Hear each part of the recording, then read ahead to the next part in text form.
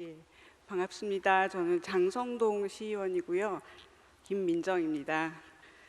제가 선거운동할 때 여기 장성교회 자주 앞에서 명함 돌리고 했었는데, 이렇게 제가 늘 의정활동을 하면서 관심 있는 주제로 이렇게 발표를 하게 돼서 정말 영광입니다.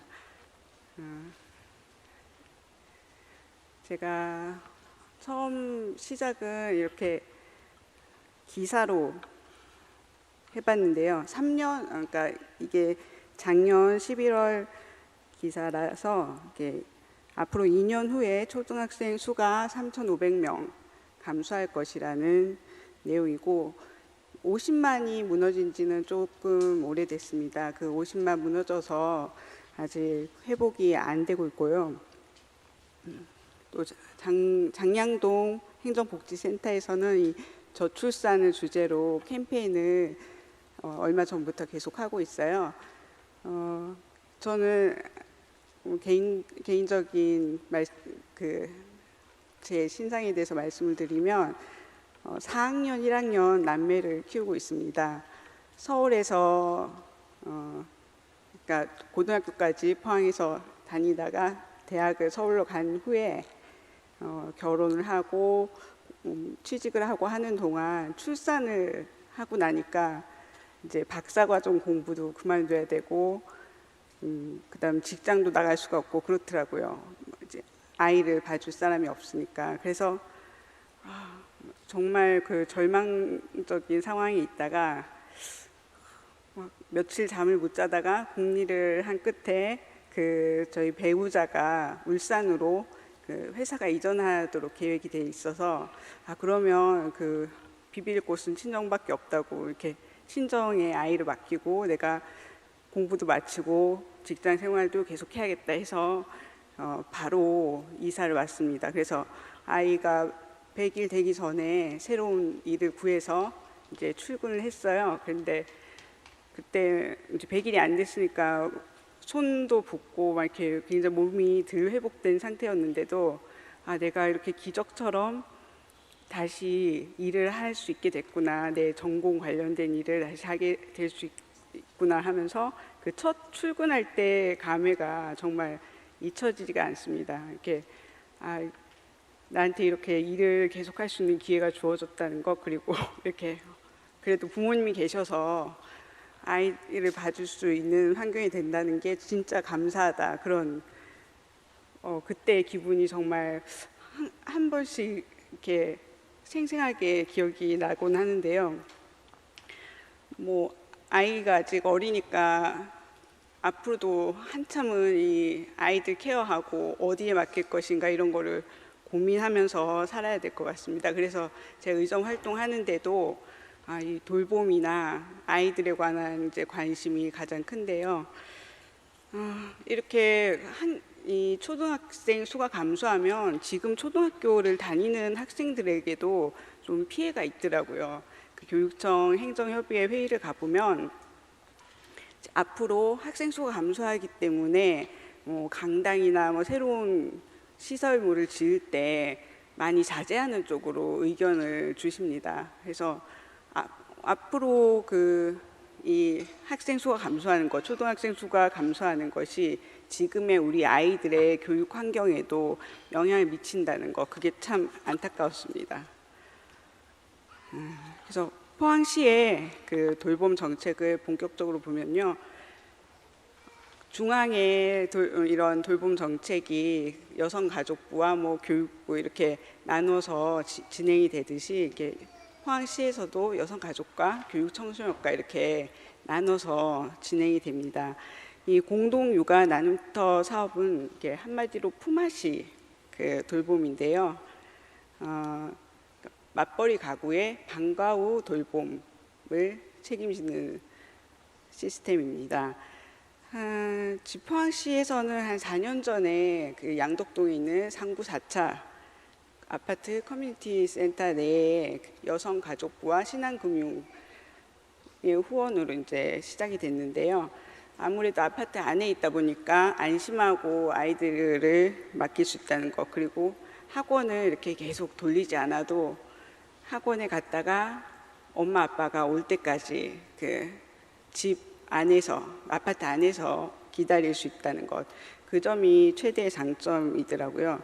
그 프로그램은 선생님이 주로 진행을 하고, 또 그 부모님이나 그 이제 같은 지역에 거주하는 분들이 재능기부로 진행을 하고 있었고, 이용하는 사람은 무료로 이용을 할 수가 있습니다. 그래서 두 번째로 이 공동 육아 나눔터가 오천 원동 부영 1차에 만들어졌고, 지금 다른 발제문을 보니까 이런 시설의 규모나 인력 현황에 대해서 좀 궁금해 하시는 것 같아서 제가 준비하면서 그 규모나 인력 현황에 대해서 이제 다 메모를 해뒀습니다. 그 첫 번째 3구 4차 그 센터는 23.5평이었고요. 그리고 두 번째 원동의 부영 1차는 33평이고, 인력은 둘 다 이제 전담 1명, 보조 1명 이렇게 운영을 하고 있었습니다.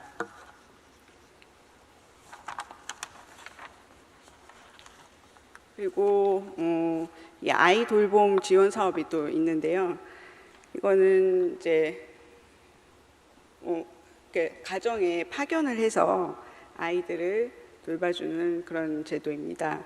시간제 돌봄이라고 해서 만 3개월 이상부터 만 12세 이하의 그 아동에 대해서 한 번 이제 이용할 때는 2시간 이상, 그리고 정부 지원 시간은 연간 960시간 이내 이렇게 되고요. 또 영아 종일제 돌봄이 있는데 만 3개월 이상, 만 36개월 이하 영아에 대해서는 1회 3시간 이상 이용하고, 또 정부 지원 시간이 80에서 200시간 이내라고 합니다. 그 이용 절차는 이제 그 소득 수준에 따라서 가나다라형으로 나눠지는데요.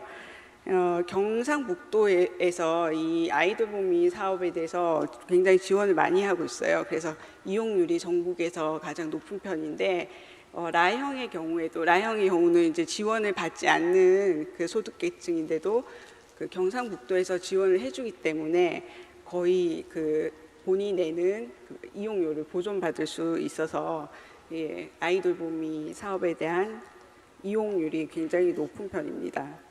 그리고 당연히 이런 자녀 양육에 대한 정부 지원을 중복해서 받을 수가 없습니다. 그리고 다 함께 돌봄센터가 있는데요. 이거는 교육청소년과에서 이제 맡고 있고, 아동복지법이나 사회복지사업법 이런 데 근거를 해서 포항시 다 함께 돌봄 지원에 관한 조례에 근거해서 진행이 됩니다. 원래 설치 운영을 지방자치단체에서 하고 직영이 원칙인데요. 지금 2호점, 3호점 이렇게 늘어나는 곳을 보니까 전부 위탁으로 가고 있더라고요. 그래서 어떻게 돌봄 서비스에 관한 전문성을 가지거나, 그다음에 지역 사회에 이런 돌봄에 대한 참여를 활성화시키기 위해서 위탁을 많이 주고 있는 현황인 것 같습니다. 여기는 이제 대상이 초등학교 정규 교육 이외 시간의 돌봄 서비스이기 때문에 12세까지, 만 6세에서 12세까지의 아동을 대상으로 하고요. 주 5회, 그리고 이런 상시 일시 돌봄 프로그램을 진행할 수 있도록 되어 있습니다. 그 인력은 4에서 5명, 센터장, 코디네이터, 돌봄교사 이렇게 되어 있는데요. 각각의 자격 기준이 있더라고요. 그래서 그 사회복지사나 뭐 이런 자격 기준을 요구하기 때문에 그 이제 기준에 맞춰서 인력을 조직해야 되고, 그 1호점으로는 지금 포항시가 직영을 하고 있습니다. 구룡포 호미로에 2019년에 개소를 했고요. 2호점은 이제 위탁 운영되고 있는데, 모두 돌봄 사회적 협동조합에 위탁 운영되고 있습니다. 그리고 3호점도 위탁 운영되고 있고, 연일의 CK 여성위원회 위탁이 되고 있습니다. 이제 규모는 다 보니까 70평 이상의 규모를 갖고 있고요.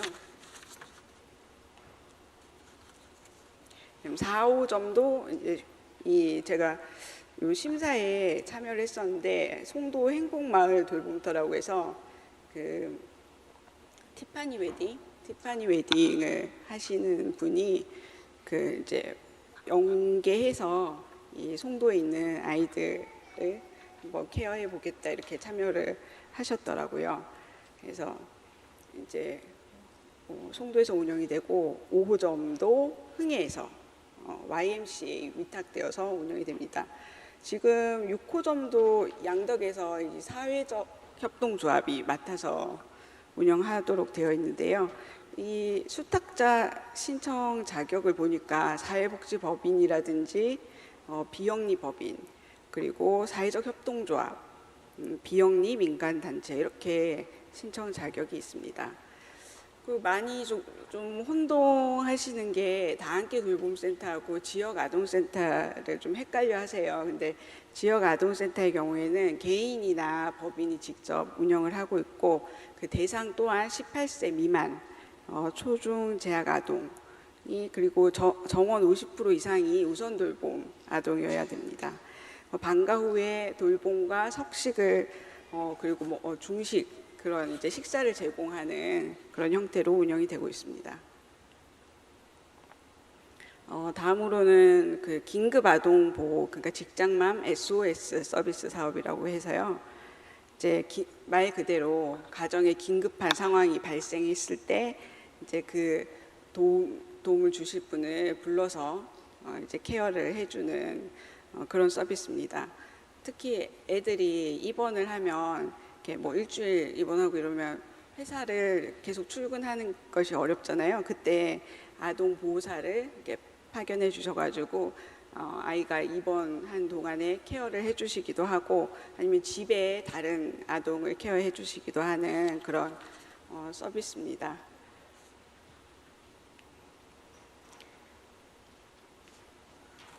이 사업은 만 12세 이하의 아동 대상으로 이제 되고요. 원래는 이제 임산부나 그런 분은 안 되는데 우리 시에서는 임산부 배려 차원에서 이제 서비스 신청이 가능하도록 지금 운영을 하고 있습니다.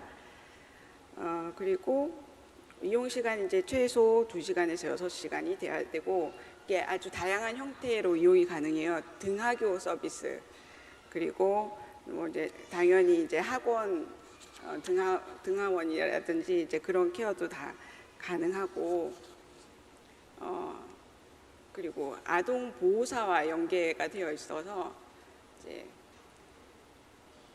혼자 있는 아동 돌봄 서비스도 신청이 가능합니다. 그래서 이렇게 조금 초등학생 정도의 큰 아이들의 스케줄에 맞춰서 다양한 형태의 이제 돌봄 서비스를 수행해 주신다는 점, 그 점이 특색이 있는데요. 그래서 이게 이용률도 굉장히 좋더라고요. 계속 이 이용 실적이 높아지고 있고 특히 포항시의 경우에는 2021년 11월에 저출산 대응 우수 사례 경진대회 장려상을 받았고요. 22년 4월에는 주민생활 혁신 사례 확산 지원 사업에 선정되었습니다.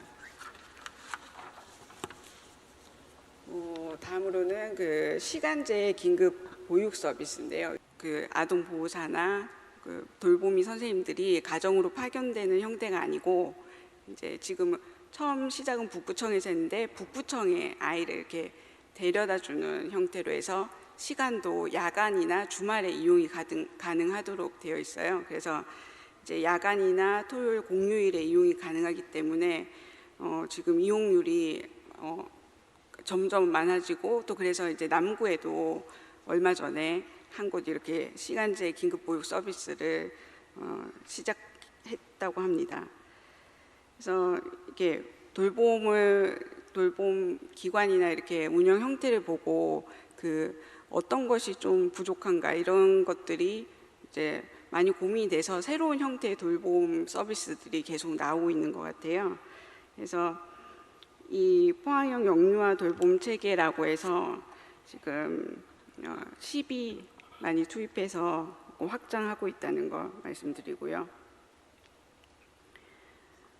이제 운영 이용 시간은 하루에 4시간 그리고 한 달에 80시간 이렇게 정해져 있습니다. 경상북도에서 최초로 시행을 했고요. 이제 이동에 아름별 어린이집이 추가로 선정돼서 남구에서 운영을 하고 있습니다. 요 이제 북구청 어린이집 실적인데요. 이렇게 점점 2021년에 시작했을 때보다 누적 이용 건수가 점점 많아지고 있습니다. 마지막으로 제가 포항시 가족 행복센터를 소개해 드리는데요. 제가 한 10년 전 이제 이런 가족 돌봄에 대한 정책을 공부하러 유럽 연수를 갔는데 그 독일에 가니까 마더센터가 있더라고요. 마더센터에는 이제 그 여러 세대가 같이 이용하는 공간인데 1층에는 그 엄마를 위한 취창업 그 교육 훈련 공간이 있었어요. 그래서 그 뭐 바리스타 교육을 받으신 분이 커피 만들어 주시고, 그다음에 뭐 2층에는 그 노인분들을 위한 공간, 아이들이 그곳을 이렇게 자유롭게 다니면서 이렇게 어울리는 그런 공간이 있었는데, 지금 포항에도 가족행복센터가 만들어져서 그런 취지로 지금 운영이 되고 있습니다. 그 엄마들의 취창업을 돕고, 그다음에 아빠를 위한 공간도 있고, 예, 그런 식으로 지금 만들어졌고요. 올해 8월에 이 개관을 한 것으로 알고 있습니다. 이 포항시 가족센터는 이제 원래 다문화 가족 복지 시설이고 기쁨의 복지재단에서 지금 위탁받아서 운영을 하고 있는데요. 이게 많이 노후화됐죠. 그래서 건강가정 지원센터 하는 업무하고 아이돌봄 지원 사업, 그리고 공동육아 나눔터, 아까 제일 처음에 설명드렸던 그 공동육아 나눔터를 운영 관리하는 그런 업무하고, 또 공동생활 가정형 주거 지원하고 다문화 가족 지원 사업을 지금 운영하고 있습니다. 다음으로 이제 요 아이돌봄 지원 사업이 이제 포항시 가족센터에서 이제 맡아서 하고 있다는 내용인데요. 앞에서 아이돌봄 사업에 대해서 설명드려가지고 지나가도록 하겠습니다. 다음으로 또 공동육아 나눔터도 앞서 이제 그 장량동하고 오천 부영 두 곳에 설치돼 가지고 운영하고 있고요. 그 이제 업무를 포항시 가족센터에서 위탁받아서 총괄하고 있다. 그리고 다문화 가족 교류 소통 공간 다가온이 이제 오천 교회에 있습니다. 이렇게 포항시의 돌봄 정책 관련해서 이제 소개를 드렸는데요. 저는 아이들 키우면서 이제 드는 생각이 옛날에는 대가족이라서 이렇게 아이들 케어하는 게 누구 한 명의 독박 육아가 아니어서 이제 좀 훨씬 수월했다 이런 얘기들을 많이 하시잖아요. 그래서 그런 것처럼 지역 내에서도 믿고 맡길 수 있는 그런 돌봄 공간이 많아서 어디든 뭐 집 가까이든 집 안이든 뭐 교회든 이렇게 어디든 필요에 따라서 이렇게 믿고 돌봐주는 그런 공간이 많아졌으면 좋겠다는 거하고, 또 이렇게 다른 교회 사례에서 제가 봤는데 당진교회 이런 데서 이제 맞벌이 부부들이 그 교회에 많이 가잖아요. 그러니까 포항시에서도 그러니까 새로 짓는 아파트 인허가를 내줄 때 이렇게 맞벌이 부부는 이렇게 걱정하지 않고 이 아파트 내에서는 애들 뭐 퇴근할 때까지 맡아주는 그런 돌봄 그 센터를 커뮤니티 센터나 그런 데 필수적으로 넣어야 인허가를 해준다, 이런 식으로 하면 좋겠다는 생각이 많이 들었습니다. 그것들이 이제 뭐 어떤 그런 공간, 필수적인 공간에 대한 요구를 교회에도 하면 더 좋을 것 같고요. 그래서 뭐 제가 마지막에 제 이제 생각까지 말씀을 드렸는데, 하여튼 포항시의 사례를 이렇게 소개하는 것으로 제 발제를 마무리 짓도록 하겠습니다. 감사합니다.